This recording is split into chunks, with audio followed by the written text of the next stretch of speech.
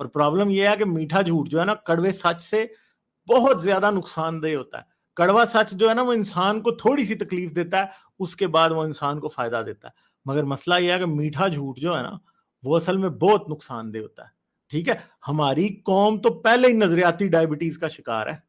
ٹھیک ہے, اور اس کے اندر اور جھوٹ بولو ان کو. آپ سمجھ رہے ہیں کہ صرف اور صرف یہ جھوٹ کہ جی اللہ سب کچھ ٹھیک کر دے گا, مرنے کے بعد اللہ اس کو انصاف دے دے گا. بھائی جب اللہ ہے ہی نہیں ہے تو انصاف کون دے گا؟ آپ کو صرف یہ بتایا جا رہا ہے کہ اللہ ہے تاکہ آپ کنٹرول میں رہیں, تاکہ آپ قابو میں رہیں, تاکہ آپ بغاوت نہ کریں, تاکہ آپ اپنے حقوق کی جنگ نہ لڑیں, تاکہ آپ دنیا میں حقیقی انصاف قائم کرنے کی کوشش نہ کریں. اس لیے آپ کو اللہ نام کا چورن بیچ دیا گیا کہ آپ وہ چورن کھاتے رہیں اور آپ سوئے رہیں. اللہ اصل میں ایک سستی قسم کی افہیم ہے. مذہب جو ہے نا اور اللہ, یہ ایک سستی قسم کی افہیم ہے. جو کارل مارکس نے کہا تھا نا کہ religion is the opium of the masses.